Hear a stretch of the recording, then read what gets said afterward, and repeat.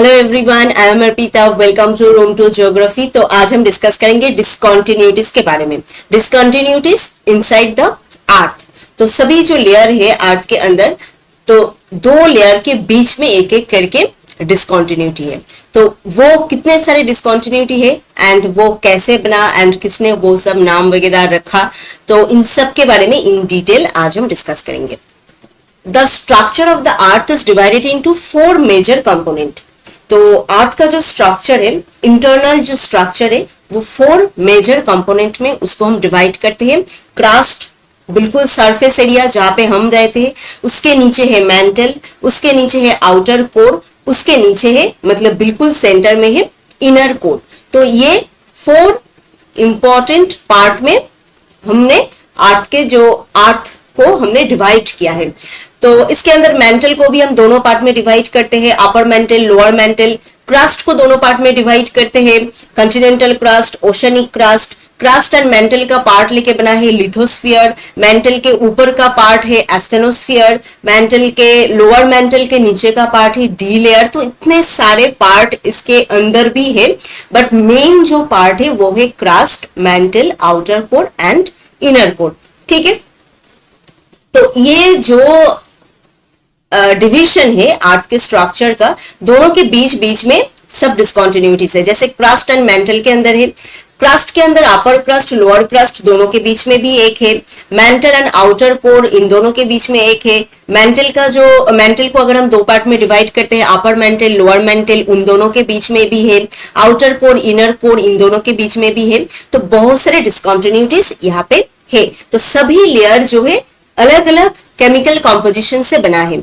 Each layer has a unique chemical composition, physical state and can impact life on earth. सबका chemical composition अलग अलग है, physical state अलग अलग है। कोई लेयर जो है लिक्विड फॉर्म में है, कोई लेयर सॉलिड फॉर्म में है, कुछ सेमी सॉलिड फॉर्म में है, एंड कुछ एरिया का टेम्परेचर ज्यादा है, कुछ एरिया में प्रेशर ज्यादा है। कंपोजिशन अलग अलग मटेरियल से बना है। तो बहुत सारे टाइप ऑफ डिफरेंस है सभी लेयर के बीच में। तो ये डिफरेंस को ही हम डिवाइड करते हैं डिसकंटिन्यूटी के रूप में, मतलब अलग करते हैं एक केमिकल कंपोजिशन से दूसरा केमिकल कंपोजिशन, एक फिजिकल स्टेट से दूसरा फिजिकल स्टेट, दोनों के बीच बीच में इसको हम डिवाइड करते हैं। एंड उसके बीच में जो एक ट्रांजिशन जोन रहता है वो है discontinuities। तो all this layer is separated from each other through transition zone. तो ये सब जो लेयर है एक दूसरे से सेपरेटेड है, कैसे? बीच में एक ट्रांजिशन जोन है जिसको हम कहते हैं डिसकंटिन्यूटीज। तो देयर आर 5 डिसकंटिन्यूटीज और ट्रांजिशन जोन। तो यहाँ पे अर्थ के अंदर 5 important discontinuities and transition zone है। तो वो क्या क्या है? एक है कॉन्ट्रास्ट डिसकंटिन्यूटी। कहां पे है? अपर एंड लोअर क्रस्ट, इन दोनों के बीच में है कॉन्ट्रास्ट डिसकंटिन्यूटी। नेक्स्ट है Mohorovicic discontinuity, transition zone between crust and mantle. Repetti discontinuity, upper mantle and lower mantle, इन दोनों के बीच में है।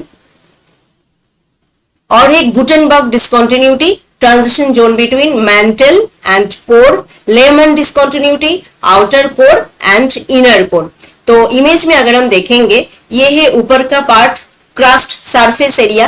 क्रस्ट को अगर हम दो पार्ट में डिवाइड करते हैं, अपर क्रस्ट एंड लोअर क्रस्ट, तो दोनों के बीच में क्या है? Contrast discontinuity.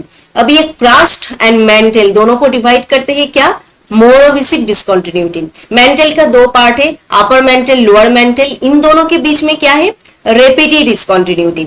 मेंटल को कोर से अलग करते हैं, कौन सा discontinuity? Gutenberg discontinuity. And outer core, inner core, दो पार्ट में हम कोर को डिवाइड करते हैं, तो उन दोनों के बीच में है लेमन डिसकंटिन्यूटी। तो ये 5 इंपॉर्टेंट डिसकंटिन्यूटी है अर्थ के अंदर। तो एट फर्स्ट हम डिस्कस करेंगे about Conrad discontinuity, named after seismologist Victor Conrad. तो किसके नाम से इसका नाम हुआ है? एक सिस्मोलॉजिस्ट है जिसका नाम है विक्टर कॉनराड, उसके नाम से कॉनराड डिसकंटिन्यूटी का नाम हुआ है। द बॉर्डर, ये mainly border between upper crust and lower crust, mainly continental crust. Oceanic crust में हम कॉनराड डिसकंटिन्यूटी नहीं देखते हैं। ठीक है, तो upper continental crust and lower continental crust दोनों के बीच में जो ट्रांजिशन जोन है वो है कॉन्ट्रास्ट डिस्कंटिन्यूटी। जिस जगह पे ये डिस्कंटिन्यूटी रहता है, एक हॉरिजॉन्टल बाउंड्री है ये, जहां पे जिस डिस्कंटिन्यूटी के बाद अगर हम जाएंगे तो वहां पे सिस्मिक वेव का जो वेलोसिटी है वो इंक्रीज करेगा। ठीक है, the discontinuity is the sub horizontal boundary. सब हॉरिजॉन्टल बाउंड्री क्योंकि क्रस्ट को दो पार्ट में अगर हम डिवाइड करते हैं तो क्रस्ट का जो सब पार्ट है दोनों के बीच में है ये कॉन्ट्रास्ट डिस्कंटिन्यूटी। तो कॉन्टिनेंटल क्रस्ट मेनली जो upper continental crust and lower continental crust दोनों के बीच में है ये डिस्कंटिन्यूटी, एंड ये जहां पे ये डिस्कंटिन्यूटी है वहां से सिस्मिक वेव का वेलोसिटी इंक्रीज करता है। तो सिस्मिक वेव की वेलोसिटी के अकॉर्डिंग यहाँ पे डिस्कंटिन्यूटी रखा गया है। This boundary is observed in continental region at a depth of 15 to 20 किमी। 15 to 20 किमी इस डेप्थ में इस बाउंड्री को हम देखते हैं। ओशनिक रीजियन में कॉन्ट्रास्ट डिस्कंटिन्यूटी नहीं है। इन passing through the contrast discontinuity the velocity of longitudinal seismic wave increases. तो कॉन्ट्रास्ट डिस्कंटिन्यूटी के जगह से अगर हम पास करेंगे तो देखेंगे क्या यहाँ पे सिस्मिक वेव जो है वो इंक्रीज कर रहा है फ्रॉम अप्रोक्सीमेटली 6 to 6.5 किलोमीटर, इतना ज्यादा यहाँ पे इंक्रीज कर रहा है। तो ये गया contrast discontinuity, mainly upper continental crust lower continental crust दोनों के बीच में है। जहां पे ये डिस्कंटिन्यूटी है वहां पे सिस्मिक वेव इंक्रीज कर रहा है, वेलोसिटी उसका इंक्रीज कर रहा है। ओशनिक क्रस्ट में हम ये कॉन्ट्रास्ट डिस्कंटिन्यूटी नहीं देखते हैं। नेक्स्ट क्या है, नेक्स्ट है Mohorovicic discontinuity, mainly crust and mantle दोनों के बीच में है। Usually called the Moho discontinuity, इसको हम मोहो डिस्कंटिन्यूटी इस नाम से भी जानते हैं। Boundary between crust and mantle, it is defined by the distinct change in velocity of seismic wave as they pass through the changing densities of rock. तो ये मोहोविसिक डिस्कंटिन्यूटी जहां से जाता है वहां पे भी सिस्मिक वेव का वेलोसिटी चेंज होता है, क्योंकि यहाँ पे रॉक का डेंसिटी चेंज हो रहा है, इसके वजह से। Lines almost entirely with in the lithosphere, mainly lithosphere के अंदर ही सिचुएटेड है। लिथोस्फीयर मेनली क्या है, क्रस्ट एंड मैंटल लेके बना है लिथोस्फीयर। तो लिथोस्फीयर के अंदर ही मैंटल के ऊपर ये मोहोविसिक डिस्कंटिन्यूटी situated है। Moho discontinuity is 5 to 10 किमी below the ocean floor and 20 to 90 किमी beneath the continental crust। ये एक साथ होगा ये लाइन। तो मोहो डिस्कंटिन्यूटी ओशनिक फ्लोर के अंदर है 5 to 10 किमी एंड कॉन्टिनेंटल क्रस्ट के अंदर है 20 to 90 किमी नीचे। ये मोहोविसिक डिस्कंटिन्यूटी मतलब दोनों जगह पे अलग अलग डेप्थ में ये मोहो डिस्कंटिन्यूटी सिचुएटेड है। ओशनिक फ्लोर में ज्यादा ऊपर 5 to 10 किमी एंड कॉन्टिनेंटल क्रस्ट में थोड़ा नीचे 20 to 90 किमी नीचे, एंड एवरेज 35 किलोमीटर के अंदर ये मोहो डिस्कंटिन्यूटी जो है सिचुएटेड है।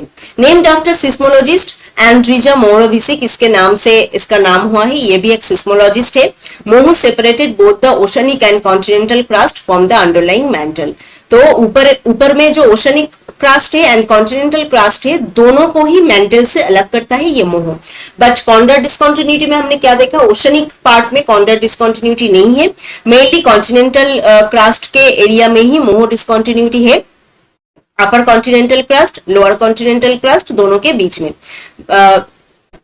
एंड मोहो डिस्कंटिन्यूटी है ओशनिक एंड कॉन्टिनेंटल क्रस्ट दोनों को ही मैंटल से अलग करता है। मतलब ऊपर जो ओशनिक क्रस्ट है कॉन्टिनेंटल क्रस्ट है एंड नीचे मैंटल है, दोनों के बीच में है ये मोहो डिस्कंटिन्यूटी।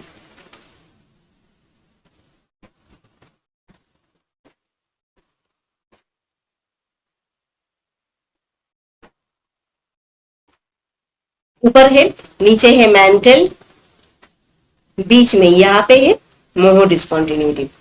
ठीक है, Moho marks the transition in composition between crust and lithospheric mantle. तो ये ट्रांजिशन जोन है between crust and lithospheric mantle. Lithospheric mantle क्यों है, क्योंकि लिथोस्फीयर का कुछ पार्ट मैंटल लेके बना है, कुछ पार्ट क्रस्ट लेके बना है। तो लिथोस्फीयर में जितना मैंटल है उसके ऊपर से गया है ये मोहो डिस्कंटिन्यूटी। तो जितना कंपोजिशन है यहाँ पे केमिकल कंपोजिशन क्रस्ट में अलग होगा, मैंटल में अलग होगा, मटेरियल अलग अलग होगा। तो इन सबको ये मोहो जो ट्रांजिशन जोन है ये इन सबको क्या करता है, अलग करता है एक दूसरे से। First identified in 1909 by Mohorovicic. 1909 में ये मोहो डिस्कंटिन्यूटी जो है आइडेंटिफाई किया गया था by Mohorovicic when he observe that seismogram from shallow focus earthquake had two set of P wave and S wave. One set that followed a path near the earth surface and other retracted by a high velocity medium. तो उन्होंने क्या देखा था जब उन्होंने सिस्मोग्राम को observe किया था अर्थक्वेक के टाइम में, तो two set of P wave यहाँ पे हुआ था and S wave one set of यहाँ पे हुआ था एंड कुछ जो है अर्थ के नियर मतलब सरफेस के नियर पे दिखा गया था एंड कुछ हाई वेलोसिटी मीडियम एरिया में दिखा गया था। Immediately above the Moho the velocity p wave are consistent with those through basalt। मोहो के ऊपर p wave है 6.7 to 7.2 kilometre per second and below they are similar to those through peridotite और dunite 7.6 to 8.6 kilometre per second. क्यों ऊपर basalt है and क्यों peridotite नीचे है? क्योंकि बेसल्ट जो है क्रस्ट एरिया में है एंड पेरिडोटाइट मेंटल एरिया में है। तो बेसल्ट एरिया में जो है पी वेव का कंसिस्टेंसी होगा 6.7 to 7.2 किमी per second as per basalt and उसके नीचे है मेंटल का पार्ट, मोहो के नीचे का पार्ट है मेंटल का पार्ट, तो मेंटल पेरिडोटाइट से बना है तो वहां पे होगा 7.6 to 8.6 kilometre per second. Moho is characterised by a transition zone of up to 500 metre. ठीक है, तो 500 मीटर तक ये मोहो देखा जाता है। यहाँ पे अगर हम देखेंगे मोहो डिस्कंटिन्यूटी तो क्रस्ट एरिया में कॉन्टिनेंटल क्रस्ट एरिया में ये थोड़ा नीचे से गया है कॉन्टिनेंटल क्रस्ट एरिया में एंड ओशनिक क्रस्ट एरिया में थोड़ा ऊपर से गया है। तो हमने कहा था ओशनिक एरिया में 5 to 10 किमी नीचे है मोहो डिस्कंटिन्यूटी एंड कॉन्टिनेंटल एरिया में 20 to 90 किलोमीटर तक है इसका डेप्थ है। तो कॉन्टिनेंटल एरिया में मोहो डिस्कंटिन्यूटी थोड़ा नीचे से गया है एंड ओशनिक एरिया में थोड़ा ऊपर से गया है। ये है कॉन्ड्राट डिस्कंटिन्यूटी, ये सिर्फ कॉन्टिनेंटल क्रस्ट एरिया में है, ये कॉन्ड्राट डिस्कंटिन्यूटी ओशनिक एरिया में नहीं है। ठीक है, upper crust and lower crust दोनों के बीच में ये कॉन्ड्राट डिस्कंटिन्यूटी है सिर्फ कॉन्टिनेंटल एरिया में। मोहो डिस्कंटिन्यूटी क्या करता है, lower crust and oceanic crust दोनों को ही मेंटल से अलग करते हैं मोहो डिस्कंटिन्यूटी। ठीक है, पी वेब भी यहाँ पे अलग अलग है, ऊपर अलग है मोहो डिस्कंटिन्यूटी, यहाँ पे व्हाइट वाला पार्ट है मोहो डिस्कंटिन्यूटी, तो उसके ऊपर क्रस्ट एरिया में 7 किमी पर सेकेंड एंड नीचे मेंटल एरिया में है 8 किमी पर सेकेंड। तो यहाँ पे पी वेव का वेलोसिटी जो है मोहो डिस्कंटिन्यूटी के ऊपर एंड नीचे अलग अलग है। नेक्स्ट क्या है, नेक्स्ट है Repetti discontinuity, mainly upper mantle and lower mantle दोनों के बीच में है। मेंटल को अगर हम दो पार्ट में डिवाइड करते हैं अपर मेंटल लोअर मेंटल, तो उसके बीच में है ये रेपिटी डिस्कंटिन्यूटी। ये मेनली 660 से लेके 700 किमी डेप्थ तक ये रेपिटी डिस्कंटिन्यूटी सिचुएटेड है। Passing through this discontinuity seismic wave increases its speed. तो इस डिस्कंटिन्यूटी के मतलब रेपिटी डिस्कंटिन्यूटी में जब सिस्मिक वेव आता है तब इसका स्पीड इंक्रीज करता है। नेक्स्ट है Gutenberg discontinuity. Gutenberg discontinuity mainly mantle and core इन दोनों को डिवाइड करता है। Gutenberg discontinuity occur within earth's interior at the depth of about 2900 किमी। जहां तक मेंटल का विस्तार है 2900 किमी तक, वहां पे ही है ये Gutenberg discontinuity. At this depth primary wave decreases in velocity, यहाँ पे पी वेव का वेलोसिटी डिक्रीज होता है, सेकेंडरी वेव यहाँ पे डिसअपियर हो जाता है। तो यहां से पता चलता है क्या, the unit above the discontinuity is solid and below it is in liquid form. ठीक है, मतलब मेंटल का जो पार्ट है वो सॉलिड है, वहां तक पी वेव एस वेव दो ही आता है एंड उसके बाद जब डिस्कंटिन्यूटी को अगर हम क्रॉस करेंगे तब क्या होगा, वहां से एस वेव डिसअपियर हो जाता है।